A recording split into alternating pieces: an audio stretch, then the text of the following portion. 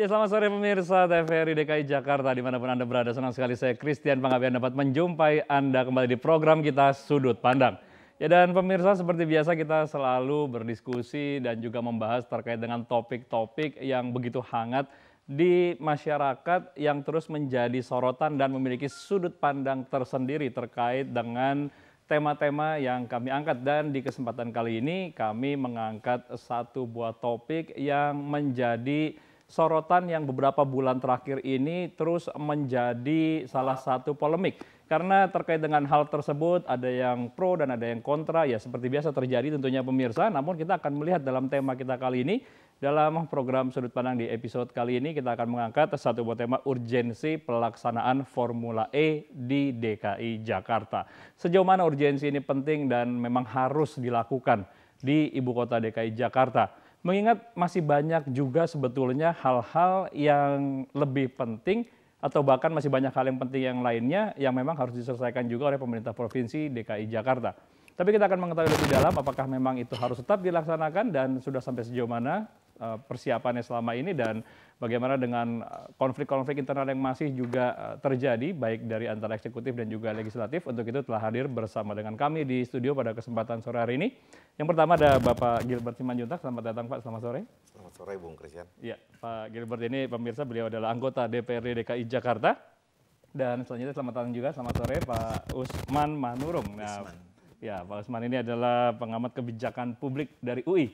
Ya, selamat datang Pak Usman. Dan yang terakhir pemirsa kita ada Bang Philips Gregory, ya, yang adalah pemerhati olahraga. Nah, ini menjadi salah satu topik yang baru karena baru akan pertama kali juga dilaksanakan ya, Bang, di DKI Jakarta, maksudnya bukan hanya DKI Jakarta tapi Indonesia nih, Formula E, gitu ya. Dan kalau di Formula E ini berdasarkan catatan dari FIA juga, dari Federasi Otomotif Internasional ya, bahwa Indonesia ini menurut catatan adalah di kota ketiga di wilayah Asia yang melaksanakan kegiatan Formula E, kira-kira seperti itu. Nah, tapi kita nanti akan melihat nih persiapannya sampai sejauh mana, karena pemirsa perhelatan besar ini yang akan menjadi sorotan mata dunia ini akan segera digelar dalam waktu yang cukup singkat atau tidak lama lagi.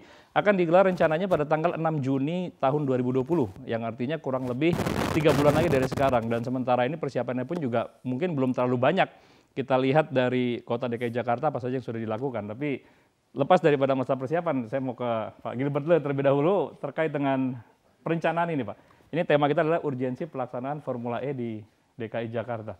Apakah memang Formula E di DKI Jakarta ini semuanya sudah smooth, sudah tinggal persiapan menuju ke pelaksanaan, atau masih ada hal-hal yang memang perlu disikapi lagi? Ya, baik. Terima kasih, Bang. Pelaksanaan sampai saat ini masih tersendat dalam hal izin di Monas. Baik. Ada beberapa statement di luar yang menyatakan bahwa Monas itu sudah disetujui oleh Komisi Pengarah. Sampai saat terakhir pertemuan kita minggu lalu dengan Jakpro sebagai pelaksana, terdapat banyak sekali perbedaan sudut pandang yang sangat mendasar. Yang pertama, penyertaan untuk komitmen fee sebesar 340 atau 370 miliar. Itu diserahkan oleh Dinas Pemuda dan Olahraga Dispora. Harusnya sebagai holdingnya, sebagai pelaksana di lapangan adalah Dinas Pemuda dan Olahraga. Jakpro sebagai BUMD harusnya sebagai pelaksana untuk pembangunan infrastruktur. Tapi apa yang terjadi di lapangan? Realita di lapangan Jakpro menjadi pelaksana. Ini semacam kerancuan. Lalu kemudian Jakpro mengatakan, ya kami akhirnya harus mensiasati bahwa ini adalah B2B, tidak boleh G2B, yang kemudian mereka mendapat rekomendasi dari IMI. Tetapi menjadi aneh, karena ini adalah BUMD dan ada penyertaan modal yang begitu besar, penyertaan modal daerah, secara undang-undang, penyertaan modal daerah adalah untuk sektor yang investasi. Sedangkan ini adalah kegiatan. Walaupun diklaim bahwa akan mendatangkan calon investor dalam tanda kutip. Ya tentu pasti ada calon investor, tetapi investor sebagai apa? Kalau menurut pernyataan di undang-undang adalah untuk investasi, bukan kegiatan. Bahwa mendatangkan investasi ya tentu. Tetapi statement pertama di sini adalah untuk investasi. Dan ini kan sebenarnya pajak yang dikutip dari masyarakat, yang harus kembali ke masyarakat. Dilakukan untuk kegiatan yang notabene yang menikmati juga adalah masyarakat menengah ke atas. Sedangkan di Jakarta yang membutuhkan dana APBD itu paling besar adalah masyarakat menengah ke bawah. Masyarakat menengah ke atas itu dia bisa survive dengan apa yang dia punya. Tapi masyarakat menengah ke bawah harus dibantu oleh masyarakat, oleh pemerintah, dan itu adalah pajak yang diperoleh dari orang yang mampu diturunkan ke bawah. Bayangkan itu kemudian dialokasikan dana untuk kegiatan balapan mobil listrik yang notabene itu akan hanya 2 hari. Kita mesti kucurkan begitu. Perencanaannya minta persetujuan untuk dilaksanakan dengan program 5 tahun ke depan. Artinya tidak hanya 1 kali pakai, rencananya seperti itu. Saya berhitung, saya punya data dan juga saya sampaikan kemarin di dalam pertemuan bahwa waktu dilakukan di sudah dilakukan sekali di Hong Kong, kemudian di Kuala Lumpur, kemudian dilakukan di Kanada, rugi. Dan perhitungannya pun itu kemudian tahun ketiga kalau dikelola dengan baik. Ya tentu bisa masuk akal ya. Kemudian kan investasi yang ada. Tapi di Indonesia sangat mungkin berbeda. Karena apa? Di sana kan jalannya sudah existing. Dia tidak bongkar pasang. Ini mau dia bongkar pasang. Artinya ya tahun kedua tetap lagi investasi. Tahun ketiga tetap investasi. Ya susah mengharapkan. Walaupun dia katakan bahwa itu akan untung di tahun ketiga. Baik, Pak Gibran. Sebelum kita bicara terlalu jauh, tadi disampaikan di awal bahwa masih ada juga perbedaan pendapat dan juga sudut pandang terkait khususnya juga masalah perizinan. Berarti di sini ada juga maladministrasi yang terjadi dalam tanda kutip karena ada juga informasi yang sudah sampai juga kepada publik bahwa dari Setnek pun sebetulnya sudah juga memberikan dalam tanda kutip sekali lagi lampu hijau, namun dengan beberapa persyaratan. Betul, ini maladministrasi dan itu dibuktikan dengan surat ombudsman yang kemarin. Mereka dengan tegas menyatakan ada maladministrasi dan potensi pidana. Potensi pidana. Potensi pidana karena penyelewengan anggaran kemudian segala macam. Sekarang ini menjadi aneh ya. Kondisi sekarang di DKI adalah banyak semacam perubahan pergeseran nilai itu value, moral value. Ada yang salah ketik, ada kemudian menyatakan bahwa ini investasi, ada yang menyatakan bahwa ini adalah ranah pribadi saya, yang terakhir menyatakan banjir itu dinikmati saja. Ini pergeseran yang sangat-sangat fatal nilai dari pejabat di DKI. Baik, itu adalah statement-statement yang disampaikan beberapa. Nah, kembali ke yang tadi, apakah memang terjadi maladministrasi? Sangat jelas. Surat yang dilayangkan ke Setnek adalah 16 Desember, yang kemudian dijawab 7 Februari. Katanya sudah dilakukan koordinasi dengan tim ahli cagar budaya, yang kemudian dibantah. Lalu mereka kemudian mengatakan, oh tidak harus tim ahli cagar budaya. Yang benar adalah tim sidang pemugaran. Tim sidang pemugaran untuk melakukan pemugaran rumah dinas ketua DPRD itu membutuhkan berbulan-bulan dan tidak keluar. Ini hanya pertemuan sebentar sudah keluar izin untuk memakai Monas. Ini sesuatu yang ajaib nih, agak misterius. Kita juga nanti akan mengetahui jauh lebih dalam juga pemirsa terkait dengan hal ini karena di wilayah DKI Jakarta khususnya di pusat daripada kota Jakarta yang adalah ibu kota Indonesia ini banyak hal-hal yang sebetulnya sudah dilakukan tapi sepertinya ada miskomunikasi juga, seperti juga termasuk pada saat rencana revitalisasi dan penebangan lebih dari 100 pohon itu bisa langsung dalam sekejap dilakukan. Kemarin juga sempat ada pemasangan rencana aspal untuk uji coba tapi juga masih menjadi pertanyaan juga. Nah, saya mau ke Bung Philips juga nih sebagai pemerhati olahraga nih, Bung. Kita balik ke tema kita dulu ya. Tema kita ini urgensinya. Jadi kalau kita boleh garis bawahi, pemirsa juga pasti pengen tahu urgenkah untuk kondisi Indonesia saat ini untuk membuat suatu perhelatan olahraga internasional seperti Formula E ini di Jakarta. Oke, terima kasih Bung Kris. Selamat sore pemirsa di rumah. Terkait tadi pertanyaannya, urgensi nggak gitu? Itu kembali kepada masyarakat. Baik. Ya kan? Di masyarakat sini ada masyarakat olahraga, ada masyarakat ekonomi juga di sektor banyak hal. Tidak lepas juga dari sudut pandang politik juga. Betul, gitu. Banyak hal yang bisa diinikan. Nah, di sini perlunya komunikasi. Baik. Ya. Nah, terkait urgensi apa tidak? Pertanyaannya seperti itu. Kalau mengacu kita pada Undang-Undang Olahraga nomor 5 tahun 2019 bicara tentang olahraga pembangunan ya sistem keolahragaan nasional, ini sangat perlu, sangat urgent. Bukan saja pada terkait dengan Formula E, tapi di seluruh cabur-cabur lain. Misalkan kita perlu nggak sih juga U20 tahun 2021 nih Piala Dunia dilaksanakan di Indonesia, khususnya Jakarta dan 6 kota yang terpilih.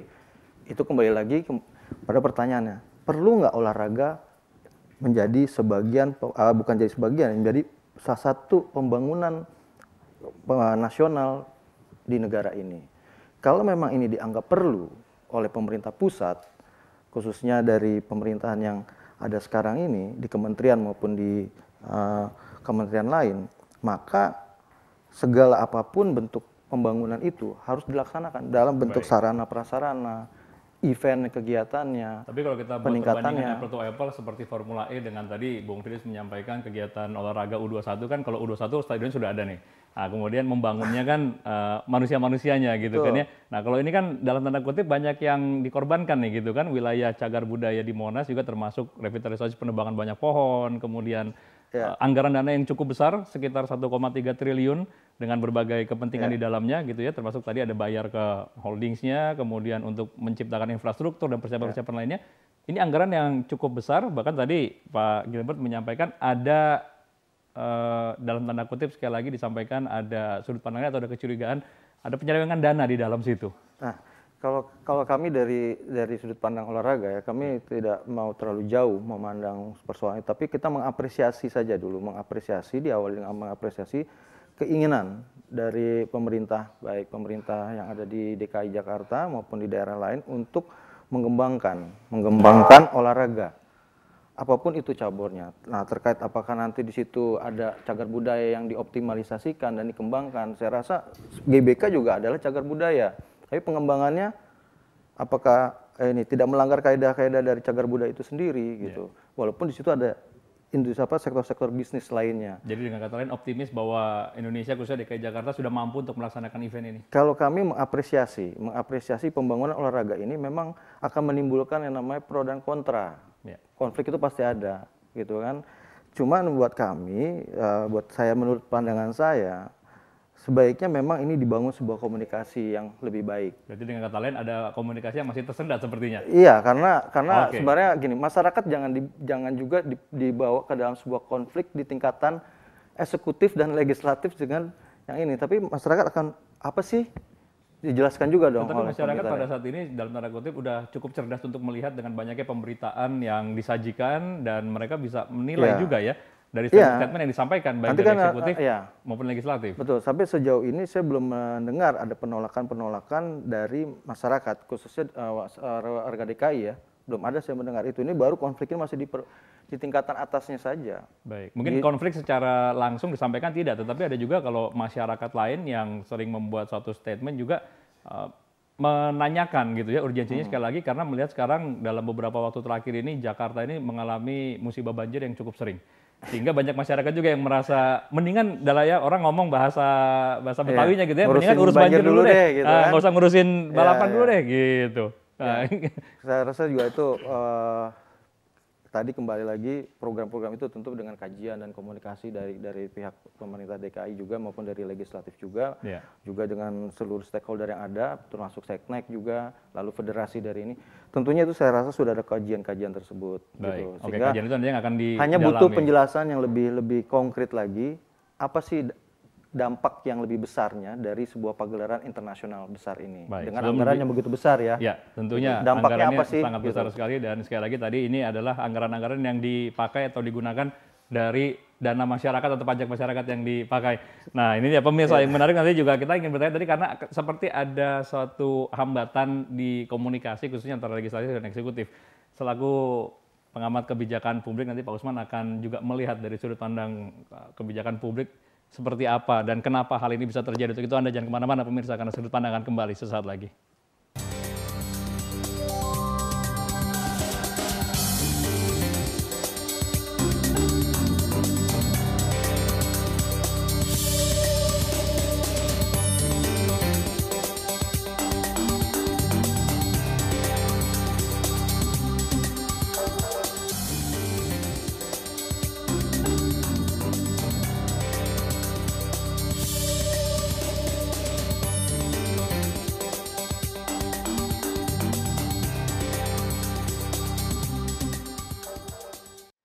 Kembali lagi pemirsa, masih di Sudut Pandang dan Anda dapat bergabung bersama dengan kami melalui hotline telepon kami di 5741501. Anda dapat memberikan pertanyaan ataupun juga tanggapan terkait dengan tema kita, seberapa penting urgensi dari pelaksanaan kegiatan Formula E di DKI Jakarta. Dan tadi terakhir sebelum saya menutup di segmen 1, saya ingin bertanya ke Pak Isman. Pak Lisman Manurung ini soal pengamat kebijakan publik. Ya, dari apa yang sudah disampaikan tadi di awal, Pak Gilbert menyampaikan, kemudian Bung Philip juga menyampaikan, ada pro dan kontra di sini yang kita lihat antara sudut pandang dari legislatif gitu ya, dan juga dari pemerhati olahraga nih yang Bung Philip mengatakan ini urgensinya sebetulnya ya bolehlah menaikkan prestis Jakarta khususnya dan Indonesia. Tapi di sisi lain tadi ada juga syarat-syarat sudut pandang politik lainnya yang Pak Gilbert katakan sebenarnya untuk sekarang ini belum juga terlalu penting sampai ke situ, Pak. Bagaimana sudut pandang Pak Isman? Yang saya lihat begini, yang membuat undang-undang ini kan semua kebijakan ini kan dibuat oleh elected official ya, gubernur dan para beliau ini. Nah, mereka kan berjanji pada rakyat akan membuat yang terbaik. Nah, kita lihat dulu rakyatnya ini siapa kan gitu. Dan rakyat, olahraga yang seperti apa? Rakyat Indonesia, Pak. Rakyat Indonesia. Kalau itu jangan dipertanyakan, Pak. Rakyat Indonesia, Pak. Rakyat Indonesia dan olahraga seperti apa yang menjadi kebutuhan mereka. Tadi Pak Philips bilang kan tidak ada yang pro dan kontra. Lah siapa yang pro dan kontra, dia juga nggak ngerti ini olahraga apa.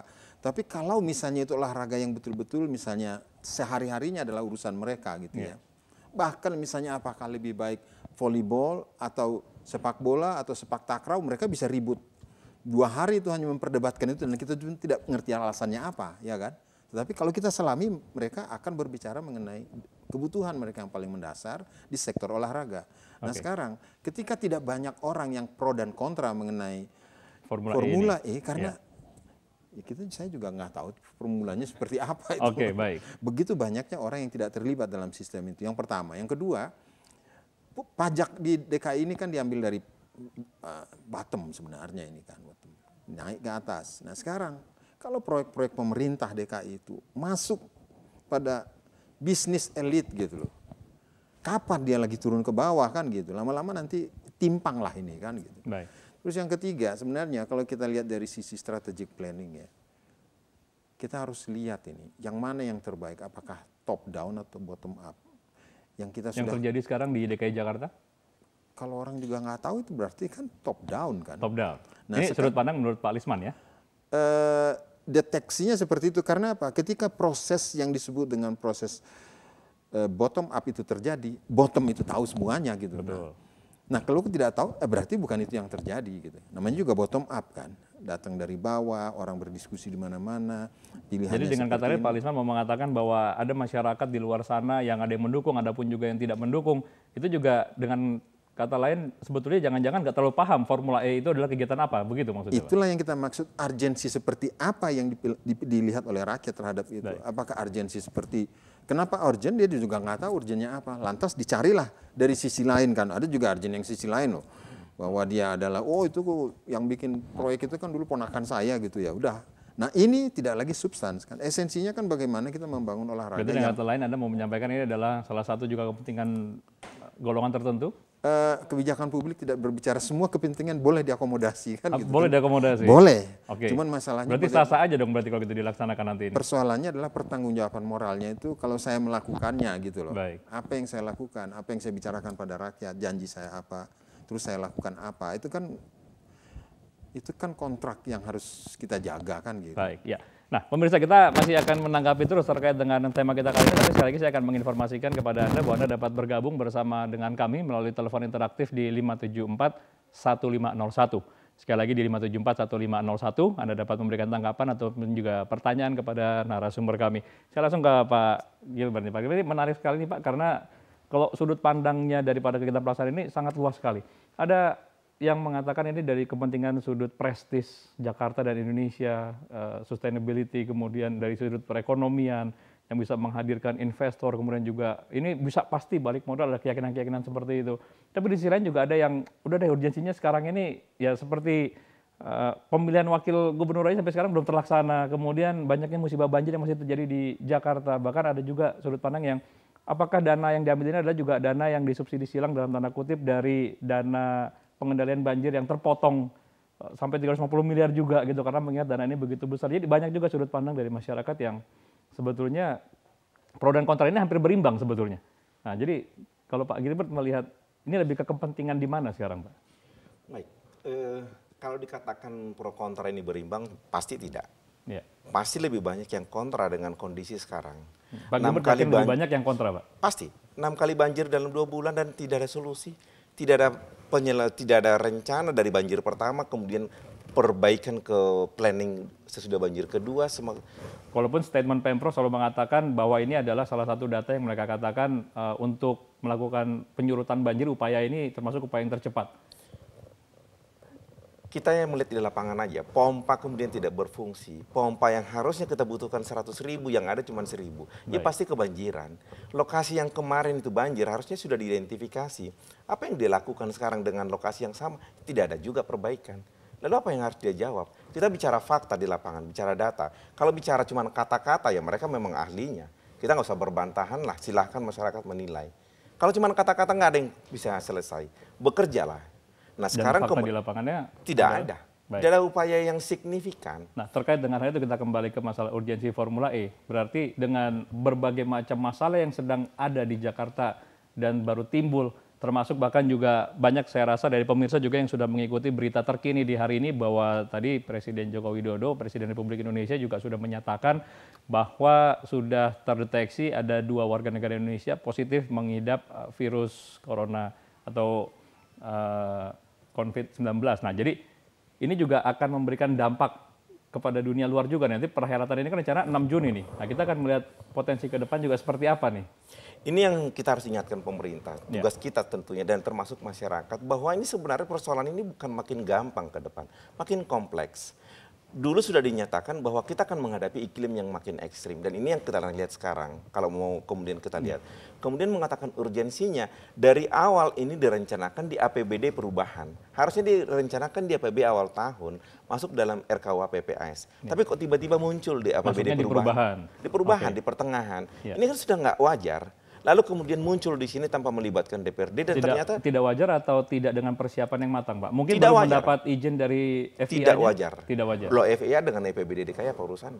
Baik. Iya, ini kan dimasukkan mendadak di APBD perubahan yang harusnya muncul di awal tahun dan ini tidak ada dalam rencana pembangunan jangka menengah maupun jangka pendek. Tidak ada. Kok tiba-tiba muncul di situ? Ini kan sesuatu yang misterius kok bisa muncul di situ dan kemudian kita mesti keluarkan dana penyertaan modal daerah untuk hal begini kegiatan bukan semacam investasi. Walaupun sekali lagi diklaim itu dapat balik modal lebih daripada tidak itu. Akan balik modal saya kira dengan kondisi sekarang. Kita diterpa coronavirus. Saya mau mengingatkan pemerintah DKI harus bersiap menghadapi persoalan yang makin kompleks. Bukan kemudian cuma diselesaikan dengan berpolemik, menyalahkan pemerintah pusat, menyalahkan air kiriman. Selama banjir beberapa kali ini terjadi adalah banjir lokal. Harusnya pemerintah menyiapkan pompa. Karena kita melihat yang terkena banjir itu yang di daerah bantaran sungai, di dataran rendah sama di tempat lain. Yang di dataran rendah siapkan pompa pindahin. Berarti dengan kata lain, apakah Pak Gilbert mau menyampaikan bahwa urgensinya sekarang ini lebih penting penanganan banjir dulu daripada Formula E di Jakarta? Ini menjadi urgen karena udah keluar duit sekarang. Kalau kita tidak kerjakan menjadi hilang komitmen fee. Dan itu sebenarnya nggak boleh penyertaan modal daerah. Walaupun itu melalui dispora. Berarti dengan kata lain nanti tanggal 6 Juni tetap akan dilaksanakan berarti Pak? Apa boleh buat, tetapi masalahnya lokasi sekarang. Apakah dia mau mengorbankan situs? Atau memindahkan ke tempat yang lain? Karena kalau sesuai dengan time schedule, ini kan udah tanggal 2 Maret nih. 1 Maret harusnya mereka sudah mulai pengerjaan infrastruktur. Seharusnya. Sekarang saya tidak mengetahui kabar apakah mereka sudah mulai. Karena mereka tidak dapat izin sampai sekarang untuk di Monas. Masih surat menyurat mengatakan begini begono dan belum ada klarifikasi dari Komra. Jadi kalau mengatakan ini urgensi, ini menjadi urgen sekarang. Ini duit mau dikemanakan? Karena memang dari awal ini sudah salah perencanaan seperti kata Pak Lisman tadi. Kalau ini tadinya bottom up, tentu akan lebih bagus DPRD dilibatkan. Ini tidak ada. Kembali dari New York, tidak. Tiba-tiba kita kemudian mesti setujui. Ini memang dari awal sudah salah setting, salah perencanaan dan itu 70% sudah salah. 70% salah. Saya kan kembali lagi ke Pak Gilbert. Bung Philips, ini kalau dari sudut pandang Pak Gilbert ini sebetulnya sudah salah setting atau tidak dalam perencanaan awal. Nah, tadi fokus saya untuk pertanyaan ke Bung Philips adalah terkait dengan ini mau nggak mau harus dilaksanakan pada akhirnya. Tapi sekarang tinggal masalah pemilihan lokasi. Sampai sejauh mana sudah ada kepastian dari perencanaan ini? Apakah memang tetap akan di wilayah nanti Monas dan Medan Merdeka?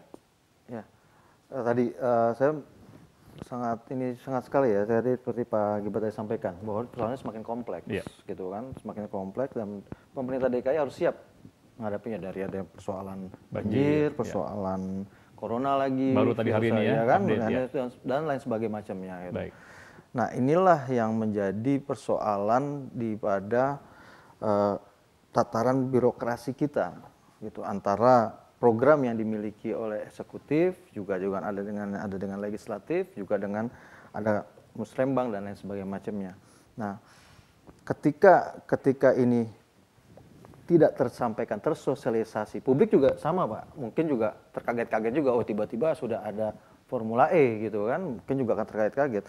Nah, ini kan persoalannya adalah bagaimana sebenarnya program-programnya dari pemerintah, baik legislatif dan koordinasi dengan legislatif dan eksekutif ini bisa tersosialisasi sebelumnya di awal. Nah, saya rasa harapan dari masyarakat olahraga adalah bagaimana persoalan ini bisa terselesaikan tanpa mengabaikan tadi persoalan-persoalan yang kompleks tadi, gitu. Nah, kesiapan pemerintah provinsi tentunya tidak akan bisa sanggup sendiri tanpa ada pendampingan atau pengawalan dari legislatif, gitu. Masyarakat, khususnya masyarakat olahraga, tidak melihat ini si eksekutif, ini legislatif. Kita melihat adalah jadi satu kesatuan. Oke, nah terkait dengan hal tersebut tadi otomatis ini waktu sudah berjalan terus dan kurang dari anggaplah 3 bulan dari sekarang sudah mulai ada persiapan yang dilakukan. Nah, kalau dari federasi sendiri kan federasi sudah menyatakan siap mengeluarkan izinnya via itu sendiri. Lalu dari pemerintah provinsi juga siap untuk menggelar itu. Seperti tadi disampaikan bahwa anggaran sudah digelontorkan. Ini kan harus dipertanggungjawabkan. Gitu. Oke, kita angkat telepon sebentar, Bung Fri, nanti kita akan lanjutkan. Selamat sore Sudut Pandang. Sore Mas. Ya, dengan Ibu siapa, di mana Ibu? Saya dengan Farah dari Mampang. Baik Bu Farah di Mampang, silakan. Iya, ini saya mau ngasih tanggapan aja, Mas. Iya, ini kan Formula E di Jakarta kenapa sangat menjadi keributan gitu ya Mas ya? Ya. Karena kan setahu saya di negara-negara lain yang juga menggelar Formula E itu dia tidak melibatkan pemerintah sebagai eksekutornya begitu, Mas. Pemerintah hanya sebagai pembuat regulasinya saja.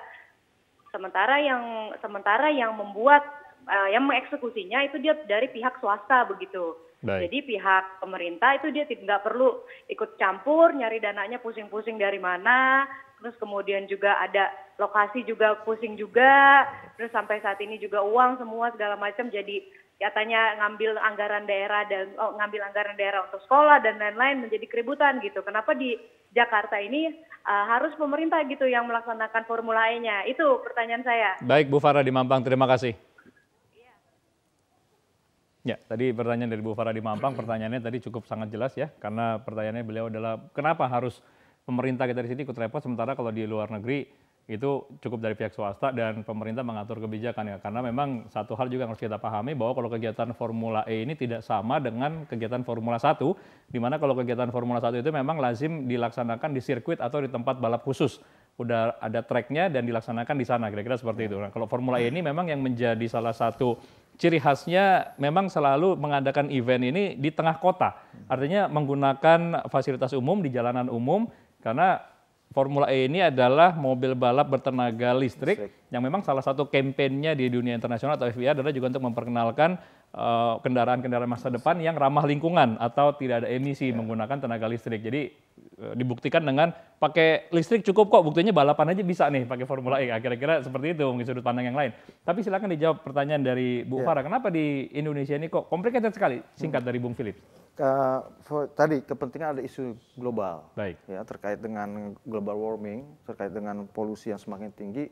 Ini sebenarnya menjadi isu global, gitu. Formula ini sebenarnya kalau dilihat kecepatannya berapa sih? Tidak secepat mobil Formula 1. Ya, bisa sampai sekitar 250 km per jam maksimal. Memang masih di bawah dari Formula 1 dan yang banyak bisa 300 para lebih. pembalap-pembalap dari Formula 1 sekarang terjun. Ya kan terjun masuk ke Formula E. Karena apa? Tadi moral. Dia punya moralitas ada itu untuk kampanyenya itu. Baik. Jadi inilah menjadi kenapa ini menjadi begitu seksi Formula E adalah karena seluruh dunia konsentrasinya ke situ.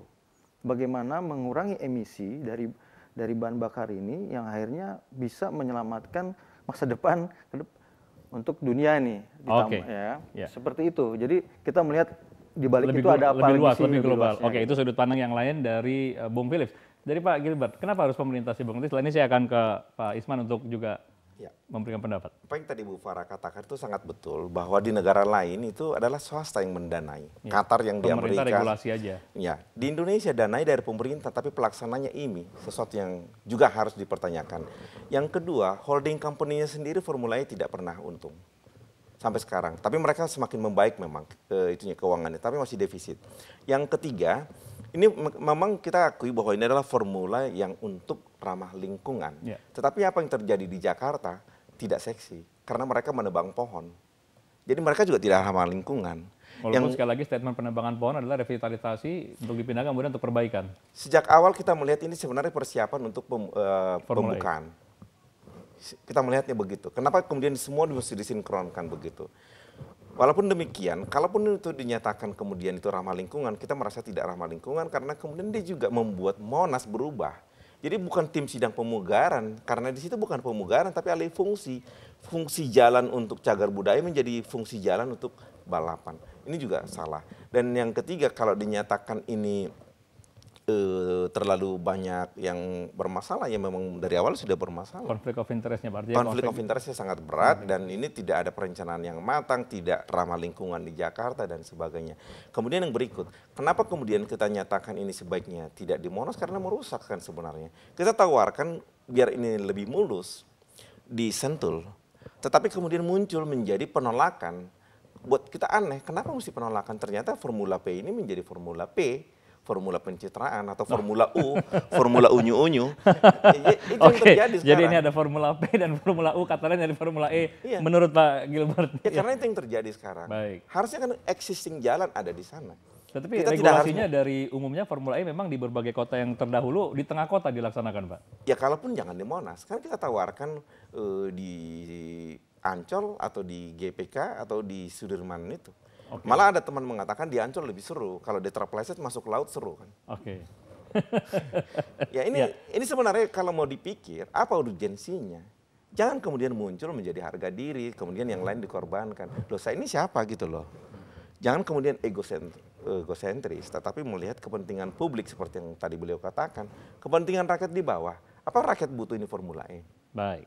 Oke, Pak Wisman menanggapi apa yang tadi Pak Gilbert sampaikan, ini tidak seksi sama sekali, Pak. Ya.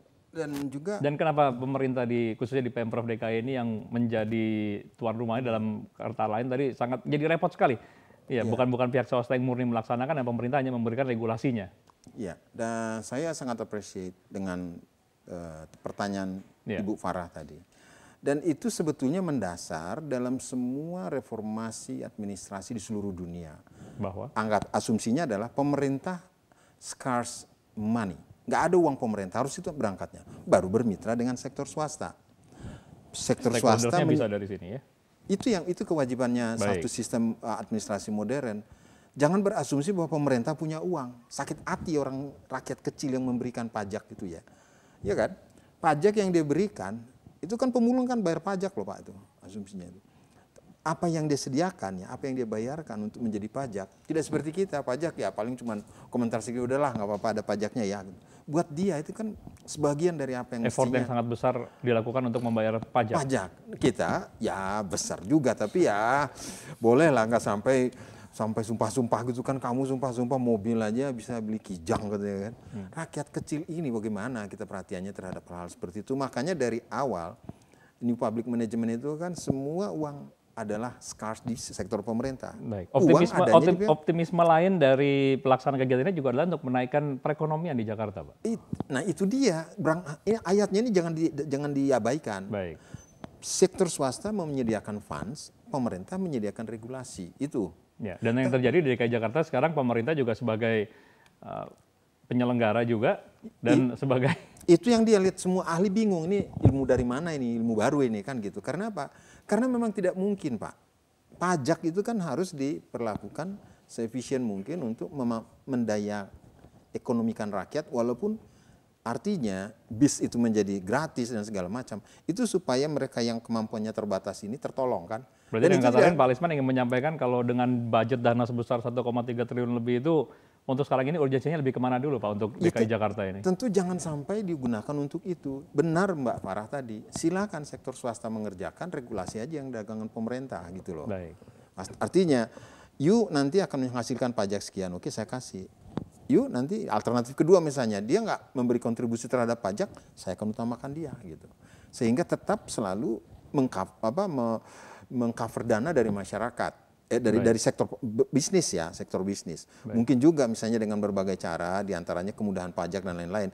Tapi artinya apa yang diinginkan pemerintah terwujud oleh swasta berdasarkan suatu bargaining yang you dapat, saya dapat. Nah sekarang uangnya dari pemerintah, regulasinya dari pemerintah, pelaksananya juga dari BUMD.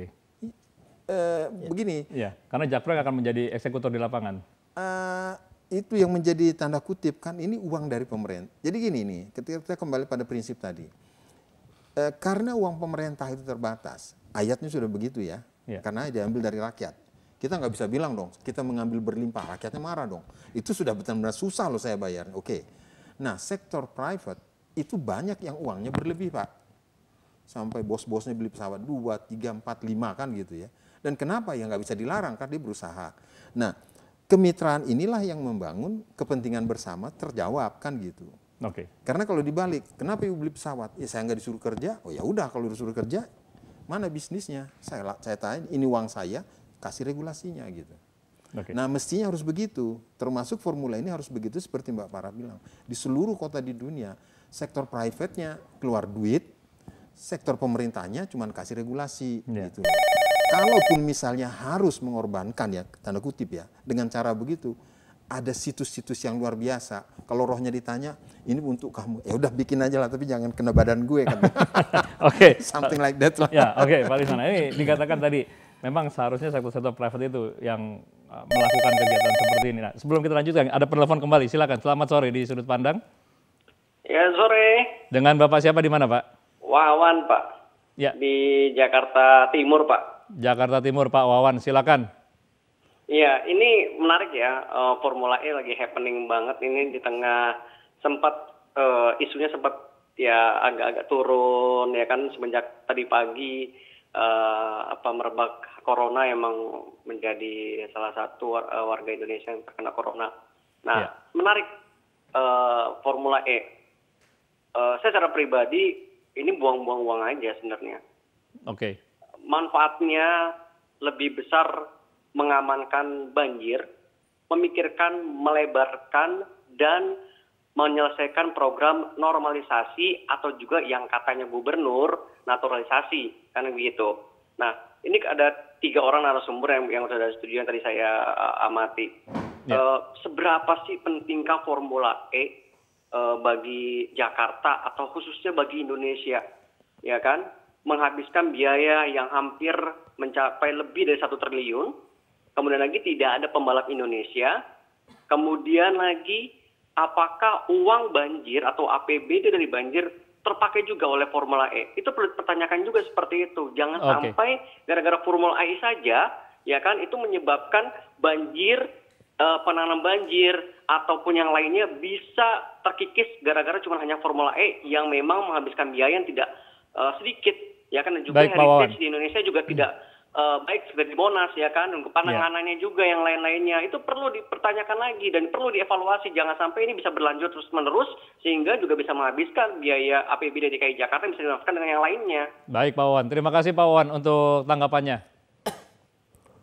Ya, Pak Wawan sudah menyampaikan dengan jelas juga dan dengan tegas bahwa ketidaksetujuannya terkait dengan pelaksanaan dari Formula ini karena sebetulnya banyak yang dianalisa khususnya terkait dengan masalah kebijakan penganggaran ini yang dicurigai mengambil dari sektor lain, bahkan termasuk juga memutilasi dari penanganan banjir nih yang ada di Jakarta karena biaya yang 1,3 triliun sangat besar, Pak Gilbert. Ya, tentu kalau menjawab itu Pemda aja suruh menjawab ya. Mereka pakai apa tidak begitu. Nggak enak kalau kita yang jawab ya. Itu urusan Tapi mereka. Tapi sebagai DPR legislatif untuk melihat dan juga mengoreksi eksekutif sejauh ini adakah juga analisa seperti itu, Pak? Tentu di RKUHP PPS kemarin semua sudah ada plotnya. Tetapi apakah kemudian ini menjadi diprioritaskan? Itu yang kemudian pertanyaan. Tapi itu kita akan evaluasi nanti sesudah berjalan. Karena kan 87,9 itu tidak langsung triliun, tidak langsung datang, bertahap. Betul, nah sekarang mana yang diprioritaskan? Ini yang pasti akan diprioritaskan ini, tapi kita buktikan nanti. Karena apa? Dia punya tenggat waktu 6 Juni mesti jalan dan 1 Maret mesti pembangunan infrastruktur. Sekarang semua belum berjalan dengan baik karena semenjak awal memang tidak ada perencanaan yang baik. Jadi kalau pertanyaan tadi ya nanti kita buktikan. Tapi kalau untuk pembelian lahan saya kira tidaklah. Cuman mana dia prioritaskan, pasti ini yang diprioritaskan. Baik, karena ada tenggat waktu kan. Baik, karena tenggat waktu itu ya. Iya. Dan dengan karenanya apabila lewat dari tenggat waktu itu, apakah ada sanksi khusus kepada Indonesia? Dia kena penalti. Baik. Ini sebenarnya kalau kita lihat, ini adalah sebuah, kalau zaman tahun 45 kita dibodoh-bodohin, dijajah, ya, itu masih bisa kita terima karena kita tidak berpendidikan. Tapi hari gini kita masih dibodoh-bodohin. Oke. Dan orangnya mau tanda tangan, buat saya luar biasa. Maksudnya dibodoh-bodohin oleh siapa nih Pak? Ya Formula E lah. Baik. Buat apa buat kita ini? Saya tanya, sekarang hati nurani kita masing-masing lah. Nggak usah kita bicara mengenai ilmu yang begitu tinggi. Ya. Hati nurani aja bicara. Apa kita butuh? Mana sih butuhkan? Mobil mewah berharga 1 miliar atau mobil yang biasa harga 200 juta yang bisa membawa saya jalan dan saya punya cadangan 800 juta untuk saving kalau mobil saya ini perlu ke bengkel. Baik, nah ini menarik di sini Pak Gilbert, untuk itulah makanya dalam program ini kita namakan sudut pandang karena memang setiap pribadi memiliki sudut pandangnya. Tetapi lepas daripada itu semua pemirsa, kita juga pasti akan juga melakukan analisa khususnya dalam hal kepentingan dan kebijakan publik yang memang harus ditamakan adalah kepentingan publik itu. Untuk itu jangan kemana-mana, tetap di sudut pandang.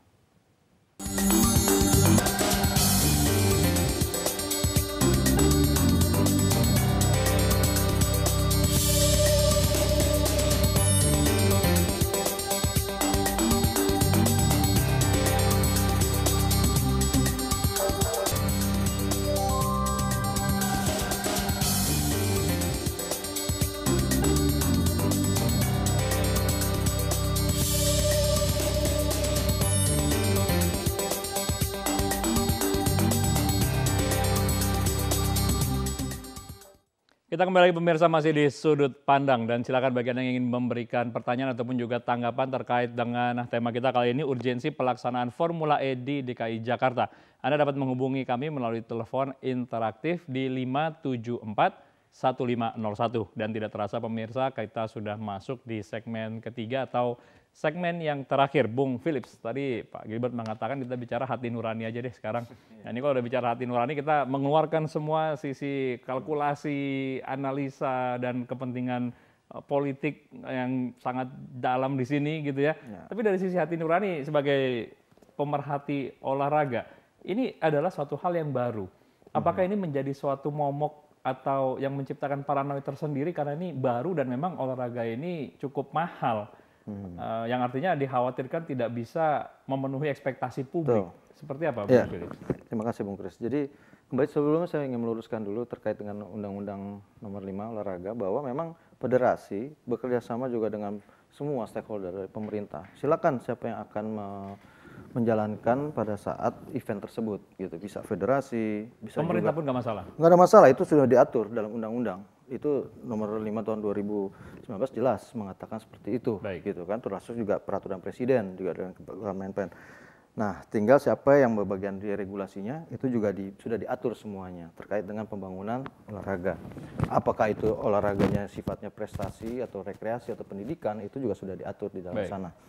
Nah, terkait tadi bicara tentang urgensinya ya. Untuk urgensinya dan bicara hati nurani, kita bicara dengan hati nurani bahwa kembali di sini memang sesuatu yang baru, pasti itu akan menimbulkan yang namanya pro dan kontra. Sama seperti waktu e-sport. Ya, sama seperti e-sport itu juga sama. Ada yang menolak, ada juga yang mendukung. Ya.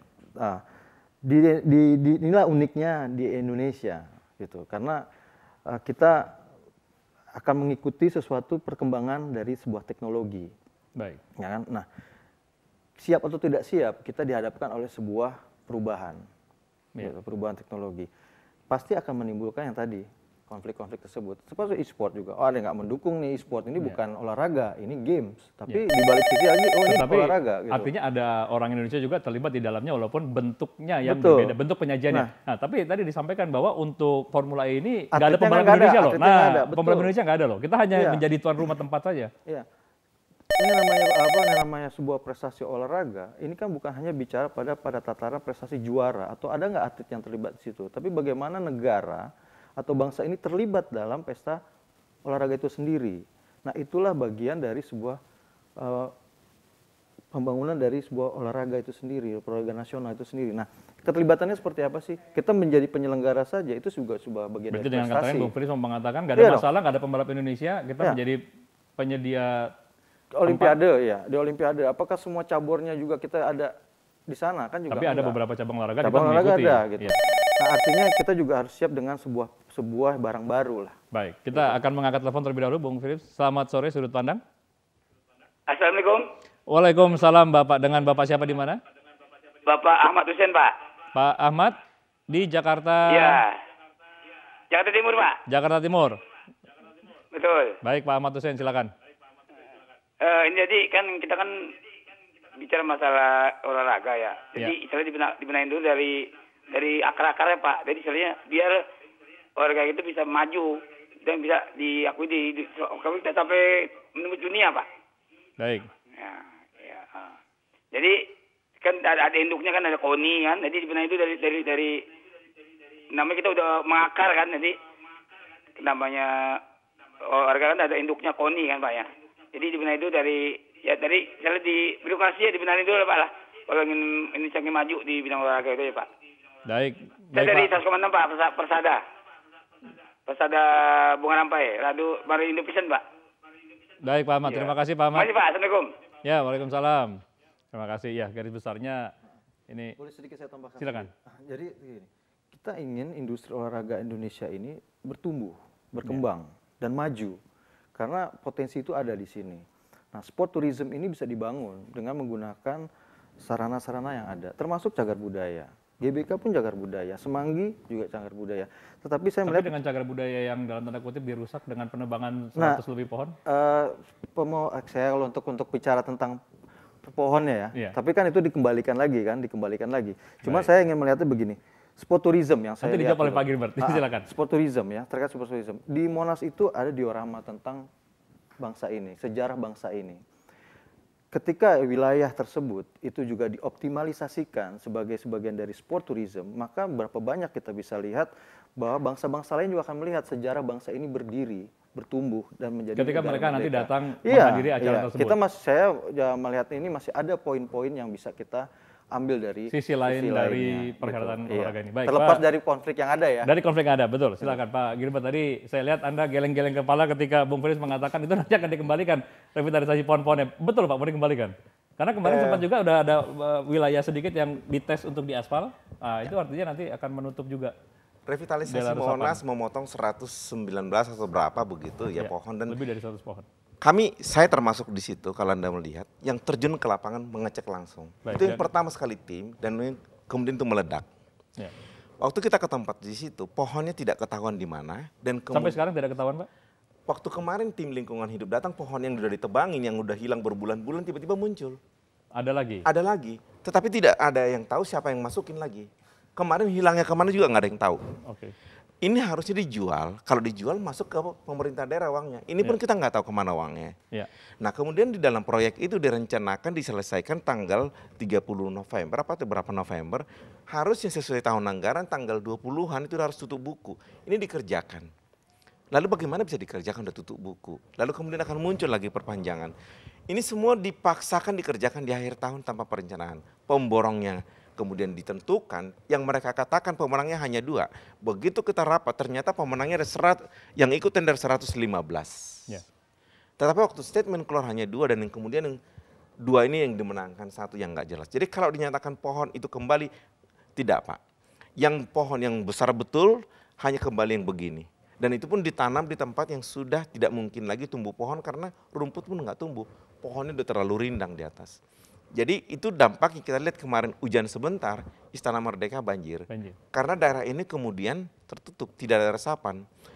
Konsep kemarin naturalisasi, kemudian drainase vertikal, tidak ada yang berjalan. Karena di sini tidak mungkin lagi dilakukan drainase vertikal, sudah di floor, dicor. Dampaknya di sini ada IRT, parkir yang timur itu, dan itu kemudian luapan air. Kita tahu di bawah Monas itu juga beton di bawahnya. Juga ada banjir, Pak. Iya, tetapi makin diituin makin banjir. Justru itu saya setuju. Ya. Makin tidak ada resapan, makin banjir. Justru ini harus dihitung dari awal. Saya setuju. Revitalisasi drainase ya dong, Pak. Justru itu kita mesti kejar. Semua tidak dikerjakan sesuai dengan konsep. Kalau mau dibikin ya bikin drainase. Jangan ini tanpa drainase, belum ada drainase udah dihancurkan. Atau kalau enggak IRT dulu diperbaiki, baru ini kemudian dibangun. Inilah perannya legislatif, Pak Loh, Gilbert. Oke, Itu. berarti dengan Bukan. kata Bung Philips mau Bukan menyampaikan di bahwa kita. pengawasannya kurang Sebentar. kepada eksekutif? Dari awal kita tidak disampaikan begitu, Pak. Justru kenapa kita datang ke lapangan, karena kita tidak disampaikan begitu dan kita bilang moratorium, hentikan. Kita tidak dilibatkan.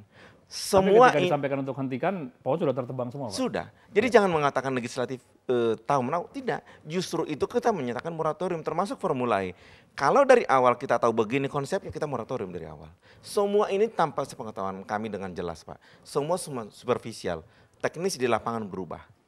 Bung Philips, apakah legislatif kecolongan dalam hal ini? Saya pikir gini ya, kalau kecolongan tentu tidak kecolongan karena kan pasti juga ada komunikasi sebenarnya antara legislatif dan yudikatif gitu melalui badan-badan yang ada di sana. Cuma kan di sini persoalan adalah koordinasi.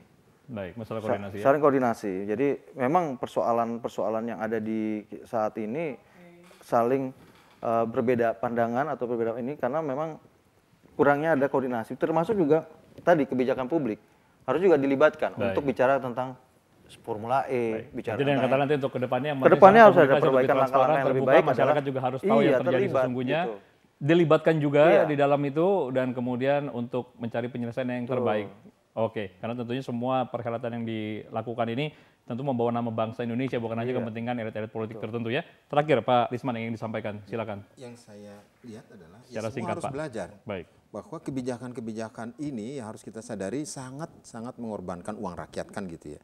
Nah, berikutnya itu bagaimana caranya supaya penggunaan itu menjadi lebih concern terhadap siapa yang membayar dan mengeluarkan uang sedemikian rupa, dan kemudian ekonomi seperti apa yang sedang di-trigger. Kalau nanti ini merosot, tidak bisa bayar, akhirnya jangan-jangan APBD bisa turun.